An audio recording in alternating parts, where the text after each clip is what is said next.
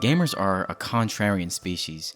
They condemn new AAA unfinished games filled with microtransactions, yet are the same ones that make those games top the charts. They are misled with false statements the game publishers throw at them. They barrage us with hopeful phrases like endless possibilities and a world of fun, showering their games with superficial reviews, covering up the shortfallings of their recent titles.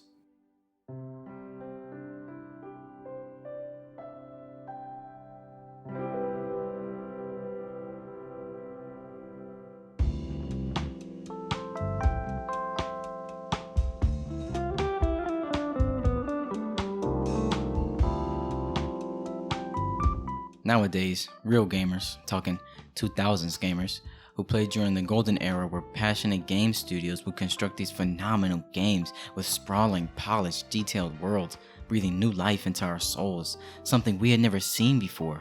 They were specifically made for us, the gamers, and not some mass-produced garbage for today's society.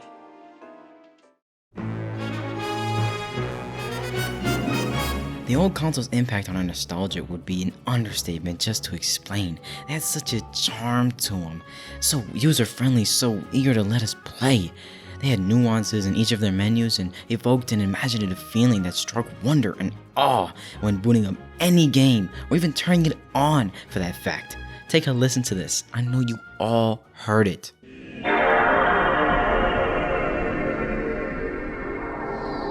With Xbox, we got Halo, 360 Gears of War, PS1 Crash Bandicoot, PS2, boom boom boom boom boom boom boom boom, Nintendo 64, GoldenEye, and tons of others. GameCube, Luigi's Mansion, Resident Evil 4, boom boom boom boom boom. With the Wii.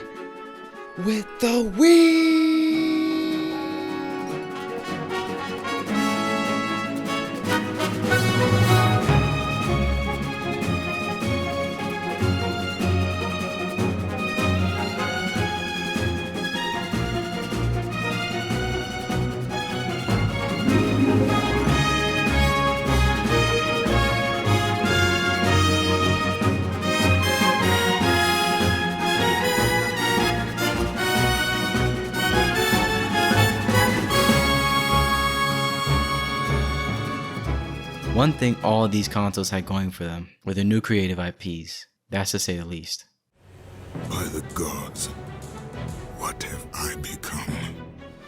I remember my friend told me that his cousin got God of War 1 for the PS2 back when it first came out, and that was the only game he had for it. The gods of Olympus have abandoned me. So he'd replay that game over and over and over again. Everyone knows this game wasn't perfect. It had some crazy glitches, severe difficulty spikes, and unintuitive puzzles. So how come he remembers it as such a nostalgic game? Well, I'll tell you why. You could argue it's because it's the only game he had, sure, but eventually he got more games for his system. So why does this one stand out from all the rest? Is it because the game was stupidly hard and annoying and a piece of... No, it's because of the emotional attachment that stems from fun and creative story, freeing and precise gameplay, and a serious but overcomable challenge. Where other games would have had you running around looking for artifacts, God of War had you fighting sea serpent monsters, rabid three-headed dogs, and giant fire gods. Those other games didn't even come close to making you feel what this game did. They didn't even come close. The thrill that came from a challenge that was achievable was immeasurable. You were the king after beating this game. I think you can ask anyone who's ever played it all the way to the end credits, and they'll tell you, oh, God of War? Yeah, dude, that was like the hardest game I've ever played. I still have carpal tunnel. Even they comprehend the difficulty, yet by conquering the game time and time again, on a long enough timeline, you'll master it. You receive a true sense of accomplishment from that. So again, was it so bad that the game had glitches, tough encounters, and moronic puzzles? Not at all. Instead, the difficulty was a means to an end, resulting in this game being etched into your memory. It was challenging, but doable, never blatantly unbeatable.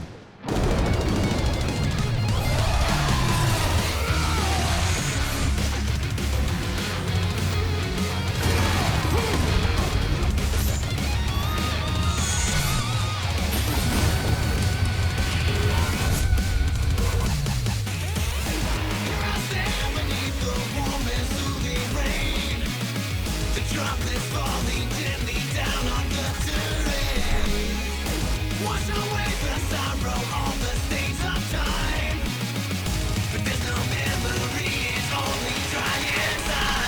The hands of death could not defeat me. The sisters of fate could not hold me. And you will not see the end of this day. I will have my revenge!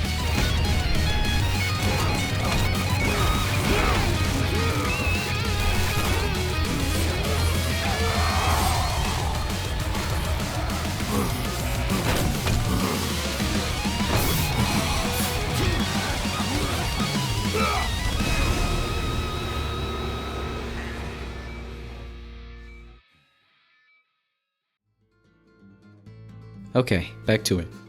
Video games of the past. Most gamers from the golden age are probably old now, but I doubt they let the chance slip by to lecture you all on their favorite games. Oh? You've heard that all before, a plethora of times now? I know old heads repeat themselves a million times over, and the people they talk to have nothing more than apathy and utter indifference flowing through their veins. So instead, dear listener, let's hear some of their least favorites. We talking about Halo 1, Halo 2, GTA, KOTOR, Jet Set Radio, Future Spurs 4, Metal Gear Solid 2, Metal Gear Solid 3, Silent Hill 2, Silent Hill 3, Resident Evil 1, 2, 3, 4, Burnout 3, Ratchet & Clank. Yeah, pretty bad, right? But what they don't remind you of is how awful the controls were for most of these games. Take a look at Metal Gear Solid 3, for example. This game is regarded as probably the most memorable in the series, but under the slightest inspection, it's evident how prehistoric these controls are. I remember more times accidentally falling off of this damn bridge than anything in the entire game. Not only this, but aiming in this game feels damn near Jurassic. It's like you're operating a crane, but it's broken, and the joystick is like covered in Cheeto dust, and it's sticky. The shooting was old and decrepit, like my bullets were made of dust, and the movement was so sluggish and awkward.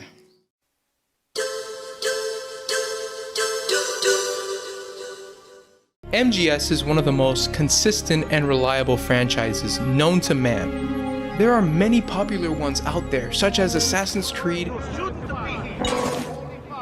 Uncharted, God of War, and the best one to ever be created, nah. But the one franchise that sticks out to me the most is the Fallout franchise. Now that the show is already out, I decided to look back on these games and appreciate how great the atmosphere and RPG elements are, even to this day, with New Vegas being a sexy example. But as I ventured down the rabbit hole of Fallout content, many of the fans were split into believing that Fallout isn't even the same as it used to be, with many of these being the older fans, despising Bethesda and God Howard for his atrocious directions for the franchise. I was the kid. I was writing games when I was, 12, whatever, and the other kids in the block would say, I'm going to play quarterback for the Cowboys, and I'd be like, I'm going to make video games, and everyone's going to play them. Like, you dork. Go back to the chess club. Who's laughing now? Yes, I was in the chess club.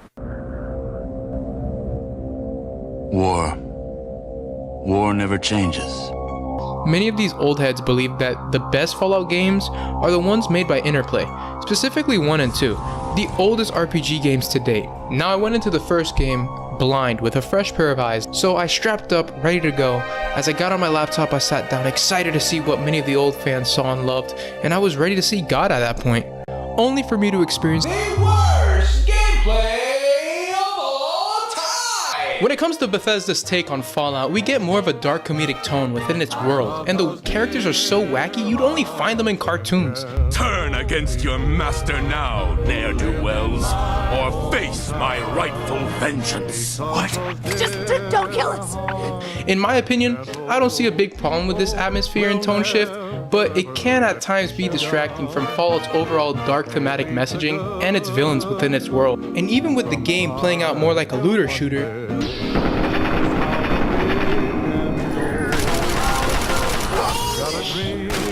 the last RPG Fallout game made by Bethesda was Fallout 3, with your choices actually affecting the story. You've got a weird look about you, boy. The kind that means trouble. I give everyone a fair shake, but if you do anything remotely stupid...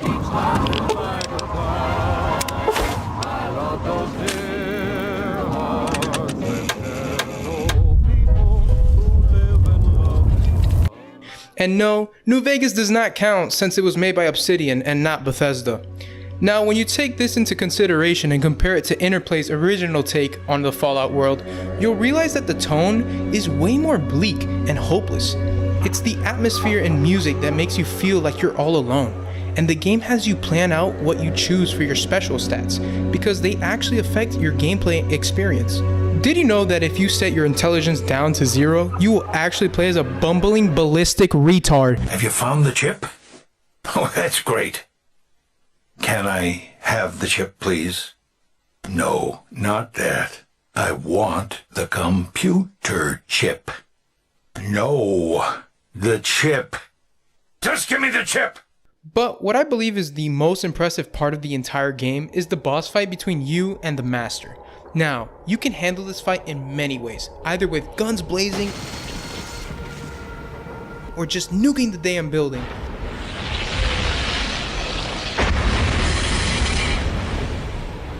But you can also talk to him. He even offers you a position to join him in his plan for curing humanity. Do you join the Unity, or do you die here? Join. Die! Join. Die! But if you show him the errors of his creations, known as the super mutants, which possess attributes that surpass any human, he finds out that his creations can't even reproduce. Preposterous! The FEV2 virus doesn't destroy the reproductive organs of those it mutates. Do you have proof? This would mean that All my work. has been for nothing. Everything that I've tried to... A failure! It can't be. It was madness. I can see that now. Madness. Madness. There is no hope. Leave now. Leave while you still have Hope. Damn, dog. This game doesn't even sound that bad. What's so wrong with it? Well, that's exactly what I thought until I played the damn thing. This game literally plays like a shitty board game. Not to mention, it's a point and click game with you having to use your mouse the whole damn time. Just so you know, I was playing this on a laptop, so my index finger was getting really tired just with all the clicking. The combat in the game is even worse than smelling your own fucking farts under a blanket. The main focus of the combat is called action points. Action points are the number of moves you're allowed to make for every action you commit. Think of it like rolling a die. You only get 10 action points when in combat, but at the start, you only have 7. Usually, you need 6 action points in order to shoot a damn gun in combat. Anything less than that, you can't continue. So you just have to empty the rest of your action points either by walking away like a pansy little bitch, or you can switch to your inventory for your next item, which takes up another 3 action points. If this sounds confusing to you, it's because it is. I forgot to mention, if you decide to go the melee route, so I'll show you right here.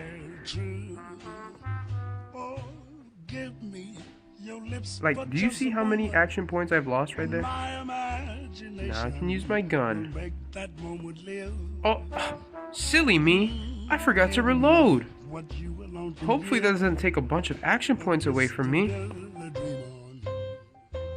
It's not personal. I'm gonna kill myself!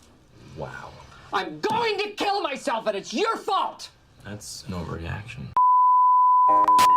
What's even worse is that you're put on a time limit within the game. You only have 150 in-game days to find the MacGuffin. But the cool thing is that if you head over to the hub, you can talk to water merchants and pay them to transport water to your vault. You'll have an extra amount of time to find the water chip and complete your mission. Many people can miss this opportunity or just don't want to spend 500 to 1,000 caps depending on your speech skills just because they want to save some time. It just doesn't make any sense. They're better off just spending their money on weapons or healables. And after going through hell and back, you are not allowed to enter the vault because you're too much of a hero. You've done it. That's wonderful, amazing. I'm so proud of what you've accomplished, what you've endured. I've made a lot of tough decisions since I took this position, but none of them harder than this one. You saved us, but you'll kill us. I'm sorry. You're a hero, and you have to leave.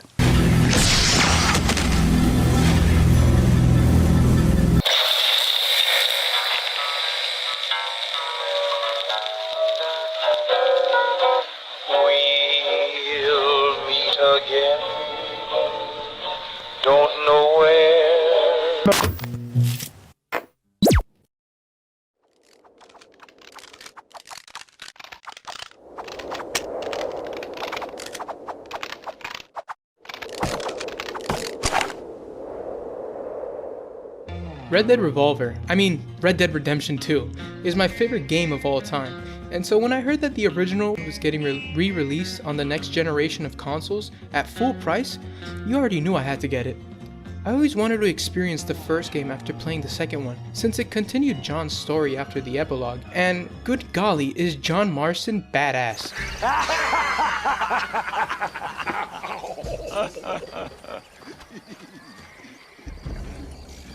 Can I see the boots, gringo? I think you can see him from where you're standing just fine, senor. Take off the boots, Americano. As you wish.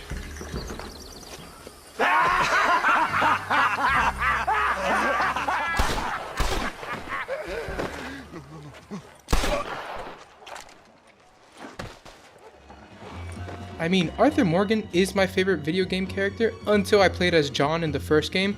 His actions after killing Micah just come back to haunt him, as he has to work under the government to find the last remaining members of the Vanderlyn gang. So you get to see a lot of familiar faces come back, like Javier, Bill, and of course Dutch. They all seem to be a shell of what they once were, especially John. He's much colder and ruthless. Did you think I was gonna let you live after what you did?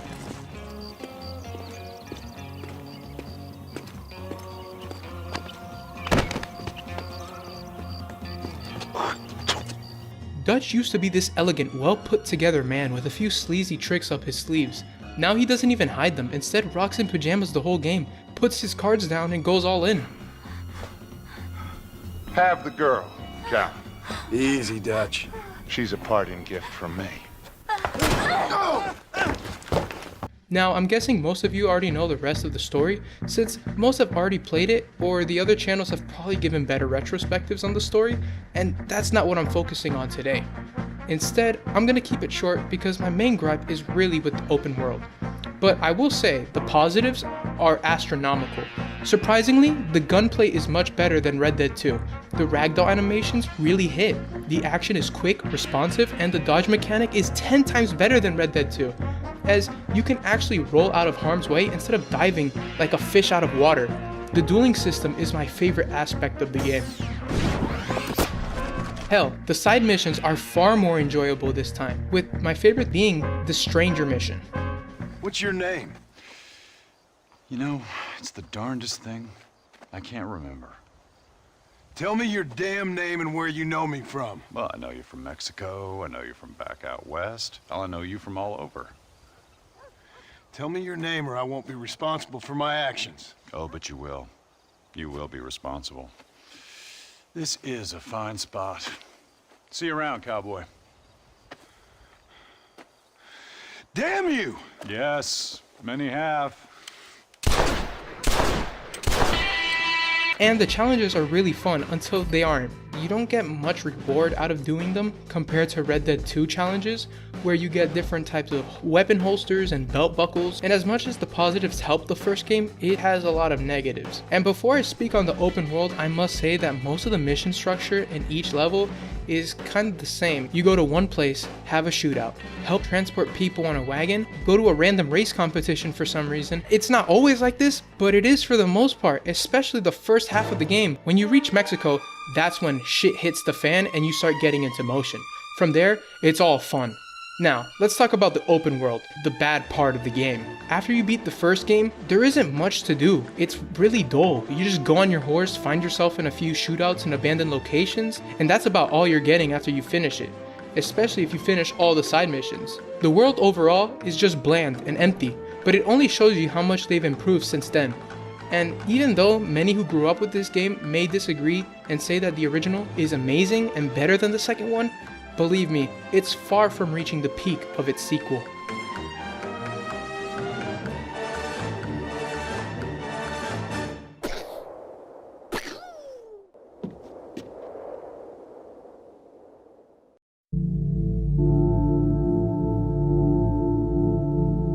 Survival horror games are beloved by many for its horror and atmosphere, with perfect examples including the likes of Resident Evil and Silent Hill. In my restless dreams, I see that town, Silent Hill.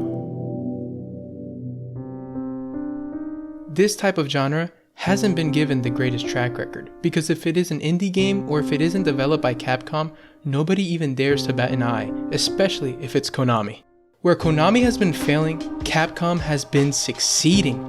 With the amounts of new games and remakes for their beloved classics, and Resident Evil is really their golden boy, and it's franchise that I love whether or not if it's cheesy or genuinely terrifying. I remember playing Resident Evil 4 for the first time when I walked into my uncle's room.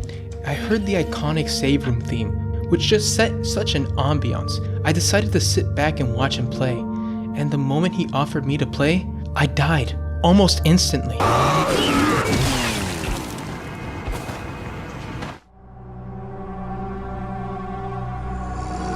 So in response, he kicked me out of his room. So I sat outside of his room listening to the music and sound effects playing from the background. I wanted to find out what that game was. So when my uncle left, I immediately ran to the room and decided to sneak in and find out what that game was. Behold, the beautiful cover art of Resident Evil 4. It was so beautiful, so tasteful. I decided to go to GameStop the next day with my dad. I was 8 at the time, so I was really scared. When I played it, I died. I decided to play it again and actually beat the game, and I decided to get every other game after that. And I somehow even managed to get Code Veronica. I don't remember how, but I also played the Resident Evil 3 Nemesis, the original, not the remake, which is really bad. The original was so good, and the amount of scare factor to a game with static camera is insane. Sadly, I expected more from the remake, and the same goes for the Resident Evil 2 remake. It was decent, but it was never this masterpiece that most said it was.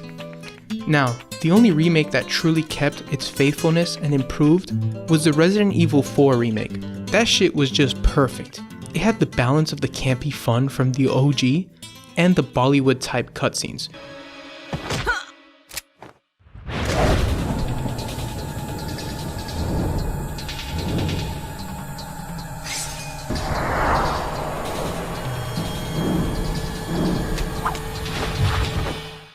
Bit of advice, try using knives next time. Works better for close encounters. And the combat was improved by 1000%. Not only that, but Ashley was way more likable in the remake than in the original. Ow! You pervert!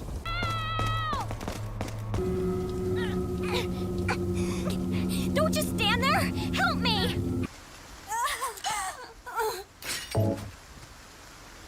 And the Krauser boss fight was such an improvement without the QTEs or having to quick dodge or something like that. It was just cool, and honestly the best boss fight in the entire franchise. Luce's character was given way more screen time. The only problem I had with the remake was how dumbed down Salazar was compared to the original, where he was over the top and just a sneaky little fuck who would annoy you, but in the new one, he's kinda chill and doesn't even banter with Leon like in the original. So maybe you have 9 lives, but it doesn't matter now, Mr. Kennedy. I've sent my right hand to dispose of you. Your right hand comes off? Either way, both the original and the remake are so good that I can't even choose which one I prefer. That's how you know you did good. But there's one remake that many RE fans tend to love, the Resident Evil 1 remake.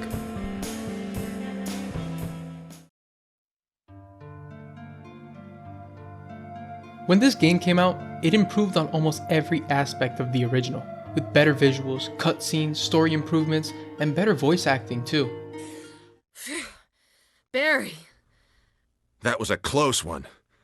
A second late, you would have fit nicely into a sandwich. Oh, Barry! That was too close. You were almost a Jill sandwich. You're right. Barry, thanks for saving my life. But do you know what the remake did not fix? The piss-ass control system from the original. Not only this, but to add insult to injury, it has horrible aim. You spend most of this game running into walls, cause the camera keeps switching to different fucking angles for no reason.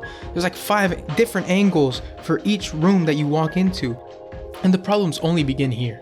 The fans claim that this game doesn't need to be remade for the second time, even though there is no canonical ending to the game. Because if you play as Chris, you can only end it with Rebecca and Jill, but not Barry. And if you play as Jill, you can only save Chris and Barry and not Rebecca. Even though after the events of the original Resident Evil, both of these characters show up in later games. Neither Jill nor Chris's campaign is connected like it is for Resident Evil 2, where Leon's campaign and Claire's are both connected and lead to an ending that's actually canon. And speaking of the different campaigns in Resident Evil, Jill's the only interesting one to play as, since you get to see more of Wesker's plans and his villainous schemes. As for Chris, you just have to put up with Rebecca's annoyance. Chris's campaign also suffers from his limited inventory slots of 6, unlike Jill who has 8. And for this to be called survival horror, there isn't a whole lot of horror in this game. I swear, what did people think was so scary about this game? It's the least scariest game right next to Resident Evil 6. The only scary part of this game are the annoying puzzles. The writing of this game is just another level of shit. I mean, look at this.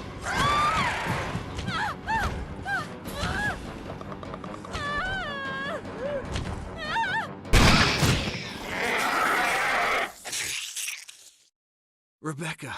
Chris! You okay? I didn't mean to get you worried. We can't stay here any longer. We have to get to the others and find a way out of here. You with me? Yes. Then I'll go ahead. Until then, Rebecca, you're on your own. You're on your own. You're on your own. You with me?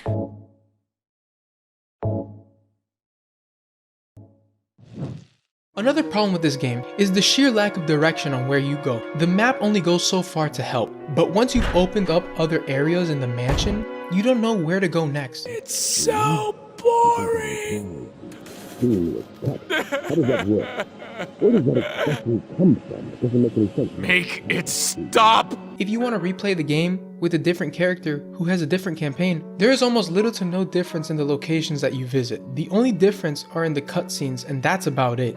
The save room is the only good part of the game, and it's a perfect place to save up your inventory, because the amount of shit that you have stored up, it gets annoying. I hate picking up items and then having to return to this room just because it might be important for later uses, like puzzle pieces, keys, heals, and way more useless shit that you have to keep. Also, you can't save your game like in other Resident Evil titles. In the original, you need ink ribbons, which is an item that also takes up your inventory and is only used to save your progress. There aren't a lot of these around in the game, so you better make them count. I remember one time when I was playing this game, I made it halfway through to the shark mission, and out of nowhere, my game crashed, where most people yell out saying that this game is a masterpiece. It's simply just a boring experience. I would rather take Resident Evil 6 over this any day of the week. There is always a big 3 in everything. You got Spider-Man, Batman, and Superman, Peanut Butter Jelly and Bread, Tai Lung Shen and Kai, or One Piece, Bleach, and Naruto. And before y'all start yapping in the comments something about, but what about Dragon Ball? Why isn't that on the big 3? Don't get your shit twisted. DBZ is the godfather, don't forget that. Without it, you wouldn't have the rest. Back to what I was saying. In Assassin's Creed, you got 2 Brotherhood and Black Flag, the 3 most beloved games in the franchise, with one of them being a complete and utter pile of shit that no one talks about. And no, it's not 2. Even though it's outdated and clunky, it's still my favorite. And no, it's not Brotherhood, even though that has been glazed on by many. And no, it's not even Black Flag, even though, yeah, it is Black Flag.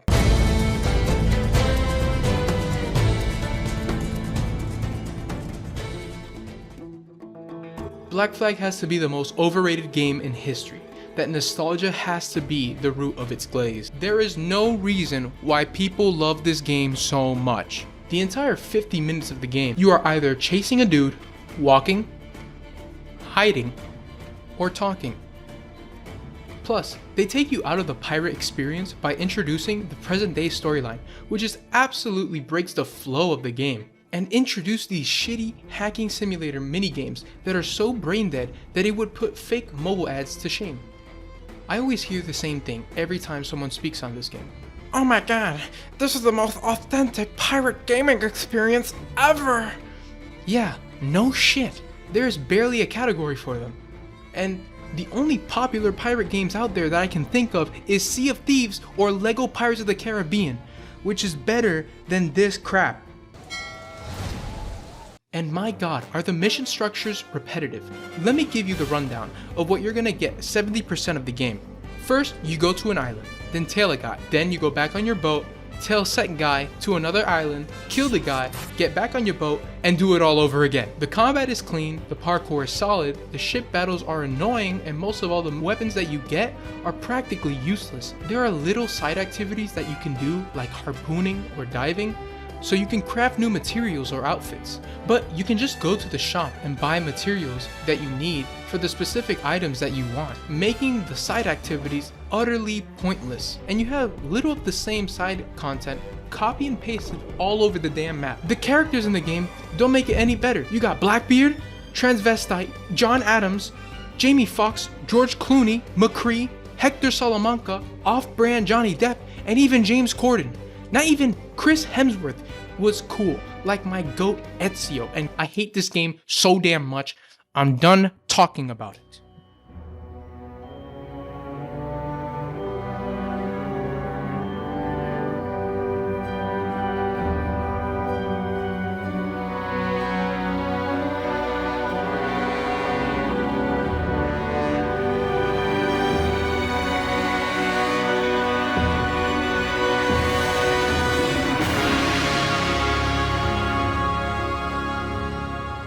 This game freaking sucks.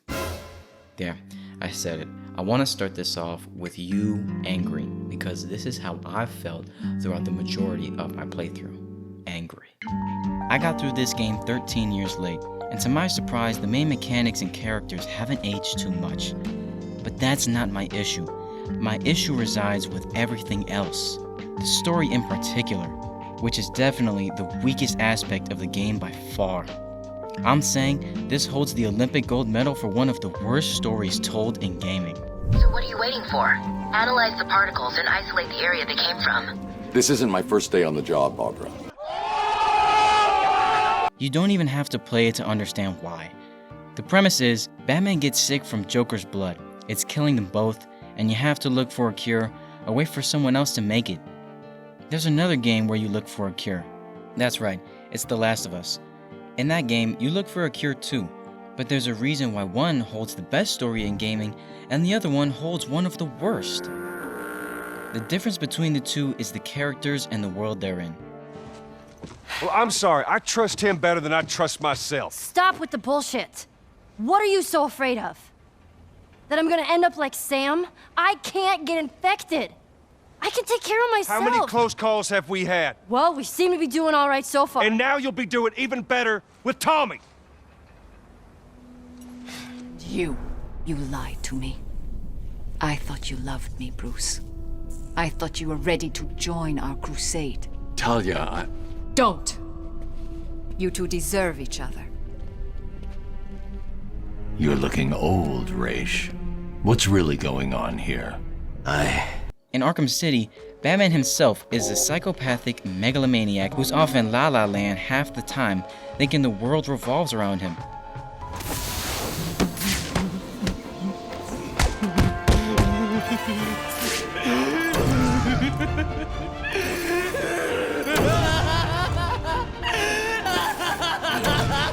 Maybe we've all been spoiled by The Last of Us storytelling, but when all I've heard is good things come from Batman's Arkham City, how can I not compare it to something that's received the same applause? But before that, let me finish about why the story is so paltry. First and foremost, they pull a DC, not the game, the movies. Have you ever thought back on the DC movies? Did you realize how almost nobody got a backstory? Not counting the standalone movies. The Justice League, DC's biggest embarrassment, when it released, every main character in that movie did not have a backstory or motivation, hero or villain. And even if they did, it was like 3 seconds of flashbacking. Now you might be asking, how in the hell does this relate to Arkham City? I'll tell you. DC started on track with Man of Steel, beginning with setting up backstories and motivations, right? But then they got impatient, and as movies went on and they didn't see their return on investment skyrocketing like their competition, they got angsty and they asked the crew, what's the best story from the DC Comics?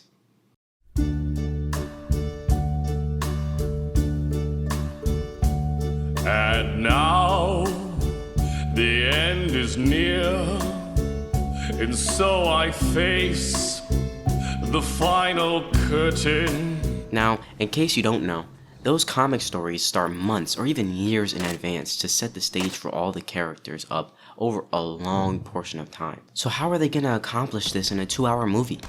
They didn't. They took out everyone's backstory. According to these doofuses, this is how you make money. You put out content that doesn't make sense or have a point, and watch the money pile up. Don't you see how this is a major problem? How am I supposed to care about a character if you don't even bother to set him up? At least give me a backstory or something. And that's what Arkham City did. They gave you new characters not seen in previous installments of the series.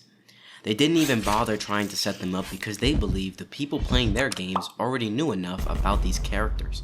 Two-Face, Penguin, Solomon Grundy, Ra's al Ghul, and many more are treated like Naruto Shippuden side characters and never given enough screen time and or love to make them have a place in your heart. Humans are by nature story-learning creatures. And by that I mean, if a hobo told you his story about how he lost his job because he worked at a sperm bank and got caught drinking on the job, you'd be more inclined to care and donate to him than you would just another hobo begging for money. This is why the story suffers so much and why it's a drag to play through. Sadly, things only get worse from here as the structure for their story is generic and repetitive. You get into a cutscene, something crazy happens, the story turns from there, and from there, you go from running, talking, Stay here for now. No problem, sir.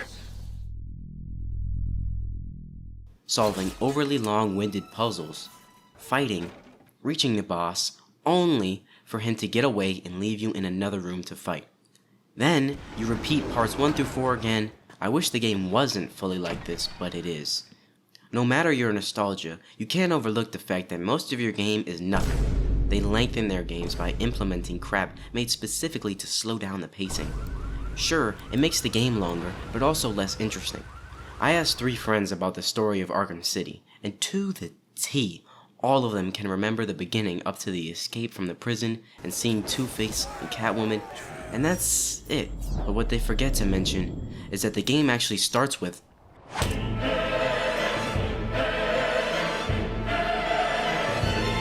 her sections in this game are so abhorrent that it's likely the mere thought of her was erased and murdered from their memories.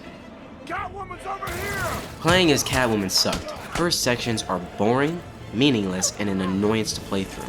There was no incentive to waste your precious XP points on upgrading her because soon enough, you know, you're just gonna change back into Batman anyway. But this makes playing as her a nightmare because she's a glass cannon without the freaking cannon. She dies so easily, has barely any defensive moves, and the moves she does have actually just suck. Easily though, the best part of video games is the grappling hooks. Alright, maybe not the best part, but as a kid I would always love to traverse around an area in style. Whether that be in Spider-Man 2 for the PS2, Jet Set Radio Future, Mario Galaxy 2, Sonic Unleashed, whatever. They all had fun ways to get around a decently sized map. It was today I figured out how important that feeling was. In Bumman's Arkham City, you have a grappling hook that goes nowhere. I understand the limitations of the system and yada yada, we didn't have enough memory. Well, then what about Just Cause 2? And all the grappling hook, parachuting, skydiving, whatnot in there? And what about GTA 5? Huh? I'm gonna be butt-ass naked so the wind could just be hitting my balls and shit. Hey, bro, watch your jet. Watch your jet, bro. Watch your jet! Hey, turn your ass what I saw. Turn your ass what I saw. And don't turn it on for a week. Stupidly, Rocksteady decided to make their traversal slow around the... That's right, everybody. I said what nobody would. This map freaking sucks. We need some milk! Let's examine the layout. Because it was until 5 minutes ago I found out how simple it was, but also how stupid this map was. Alright, as you can see here, In Exhibit A, B, C, and D, you have the main points of the map here. All the main missions, locations for stuff, the Riddler trophies would all be scattered around these main areas. What's stupid is you see this red blob in the middle? You want to go from C to D? Nope. No sir, you have to go all the way around the map just to reach it. And by the time you actually do, you've completely lost interest. That, or you found something along the way to do instead. So 1, the traversal in this is super slow. And 2, the map is huge and terribly designed. I wonder what...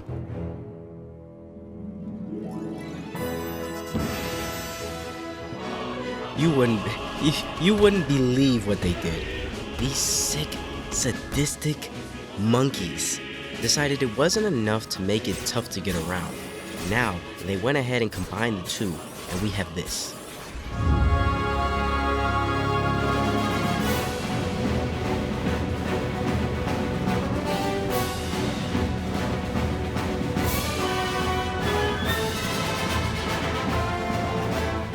Clearly, the grappling hook shenanigans weren't enough, so they made it so every time you hit a wall, you fall right to the floor. And don't even think about gliding again. It's like the game laughs at you for even trying. Is it me that sucks? Is it the game? I don't know. Frankly, I don't care. I put enough hours in here to make 2 weeks' pay at McDonald's. This game does have a few saving graces though, and that is its combat. It's snappy, satisfying, and most of all, sensational. It offers up a ton of freedom once you learn its kinks, and after that, it's all fun. You can pull a dude off a ledge of the rail, you can freeze him, you can take him down, and then commit a war crime and blow up his unsuspecting friend. On top of this, there's tons of fun challenge missions where you're given 3 objectives to complete in the mission, and either full stealth predator mode or raw dogging combat, all of which has to be done in a certain time frame, which really ramps up the stakes. I think one time I was in like Bruce's mansion fighting like a bunch of ninjas. The other time I was in like the Batcave, and there's tons of different maps too, all with their own little secrets to find. This really helps to diversify the gameplay and take away some of the repetitiveness found in the main game. I found her, Freeze. She's safe. Nora, where is she? Another is its atmosphere. The art direction here is nice. It gives off that dirty, dark cathedral vibe with a hint of frightening funhouse. And personally, I mess with it. It's creative and something refreshing.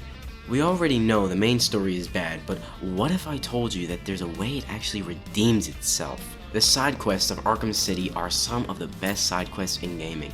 Maybe that's the euphoria and spite talking after I beat this atrocious story, but the side quests reintroduce old characters from the Arkham series and show some new faces too. Bane comes back, and I'm not gonna lie to you, I was actually scared to see him. I thought I had to fight him again. Mr. Freeze had one where you get his wife back. Zazaz, or whatever his name is, from Arkham Asylum, actually gets more backstory and lore here, and has a gratifying conclusion to his arc. But my favorite of all is the Mad Hatter side quest. As you remember, the point of the game was to get the cure. Weirdly enough, I just found it on a rooftop, so, as any average American would, I took a hit of it without so much of a second thought. The next thing I knew, well... You will obey me, and me alone. A special new hat. Just for you.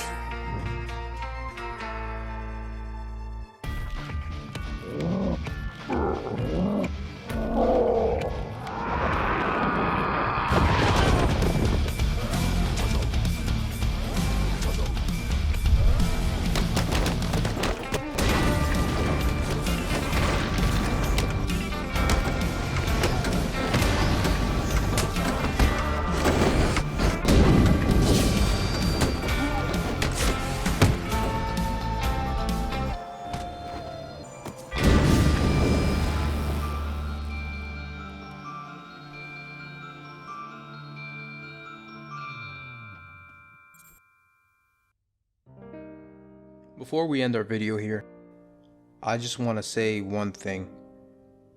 This is a video that I've always wanted to make that has never been done before, and I'm glad that I could partake on it with my friend. It's a crazy project that we've been working on. It took us almost a year to finish, and it was a long and stressful time of editing. We simply did this because we wanted this to be made and we wanted people to see it. We want criticism, we want a lot of things from this video, and most of all, we want it to succeed. We want to see your opinions on it. Because nostalgia isn't just something from our past, it's still there. It's hidden in corners that you will find anywhere you go. It's a beautiful thing because it's what we grew up with. We just want to say thank you and enjoy the end. Okay. Let's dance!